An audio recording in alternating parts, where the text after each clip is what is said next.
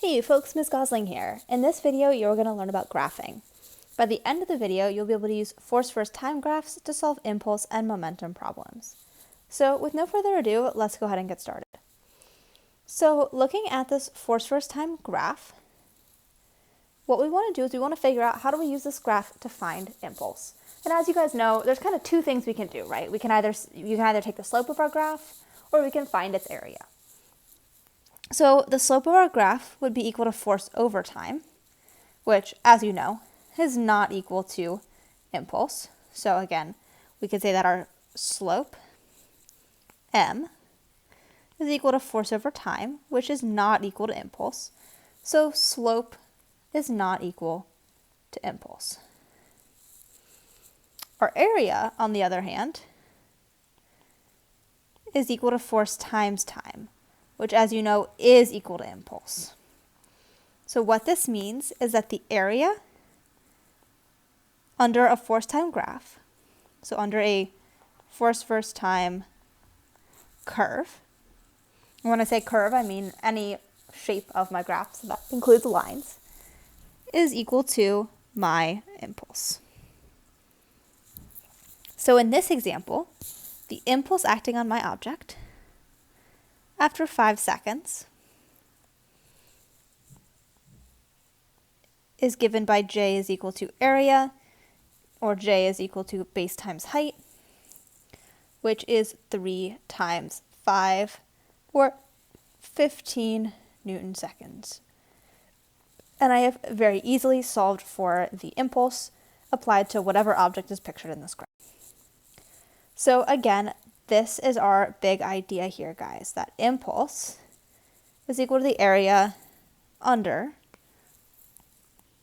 a force versus time curve.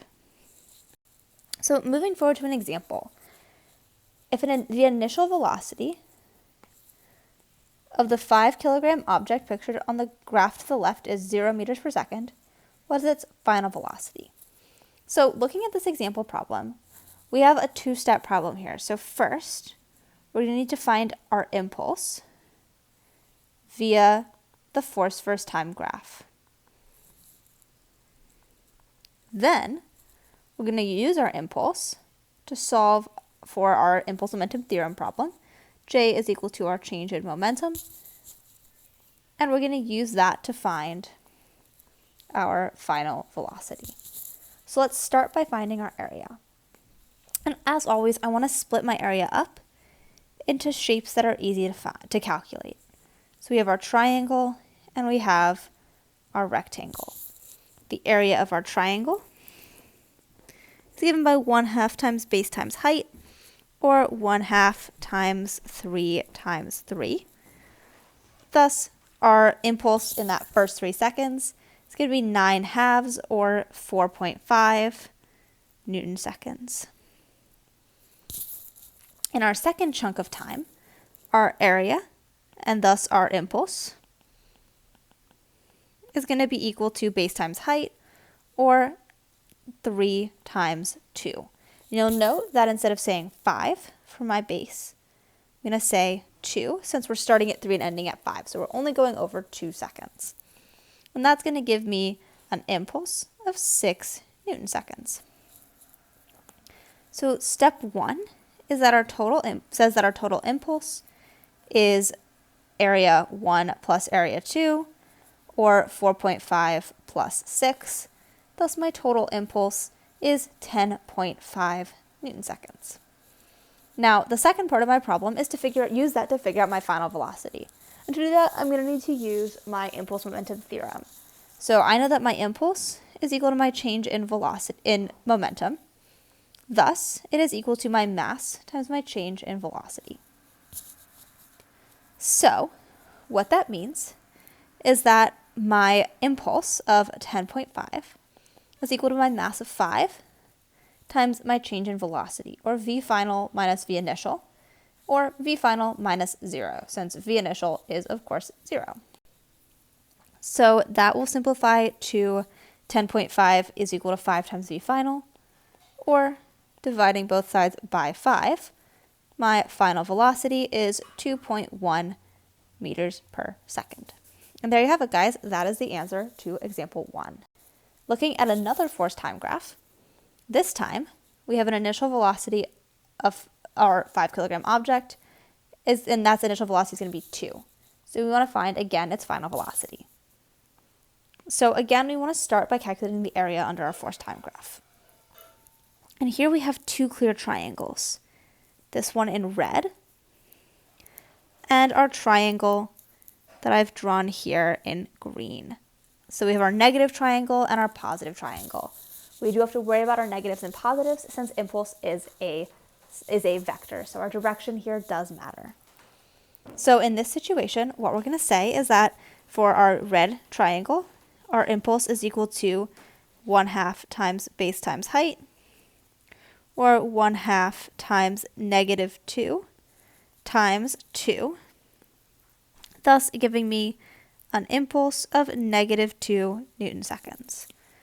Similarly, for our green triangle, our area is again going to be 1/2 times base times height, or 1/2 times 3 times 2. And again, I'm going from 2 to 5, so I'm going over 3 seconds, which is why I'm using 3 rather than 5 for my base.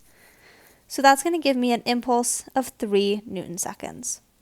So I'm going to start by using that to find my total area, and my impulse then is going to be equal to my red impulse, so my impulse for the red part of my graph plus the impulse from the green part of my graph, and again, they're both vectors, so our direction matters. Thus, my impulse is going to be equal to -2 plus 3, or 1 Newton second. Next, I can use that with the impulse momentum theorem to find my final velocity. So J is equal to the area under my graph. It is also equal to my change in momentum, or mass times my change in velocity, or mass times V final minus V initial. So my impulse is 1, my mass is still 5, my V final is what I'm trying to find, and my initial velocity is 2 from the problem.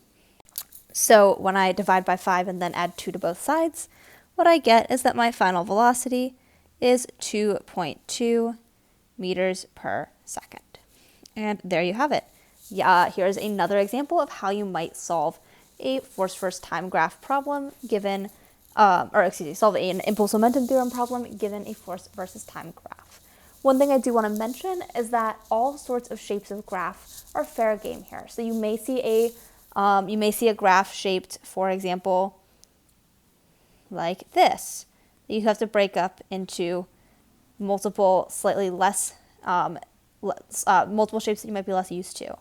Similarly, a curved graph, like so, is fair game. In that case, you will, of course, just need to guesstimate. So we can break this down, as you can see, into a combination of triangles and rectangles that you can use to figure out the area. So no matter what your shape is, your goal is to break your shape, your graph down into triangles and rectangles as best you can and find those areas. Yes, this means at some point you are approximating, but this is an algebra-based class, not a calculus-based class, so you are not expected to take any integrals. So moving forward to our last slide, let's go ahead and talk takeaways. The most important takeaway is that the area under a force time graph, let me go ahead and highlight that instead of crossing it out. That area is equal to the impulse acting on whatever object is depicted in the graph.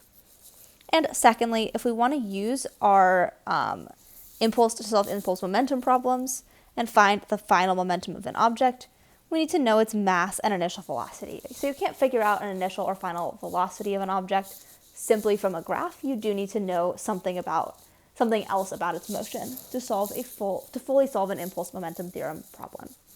So with that, I'm going to leave the rest of the problems to you. Best of luck and happy solving.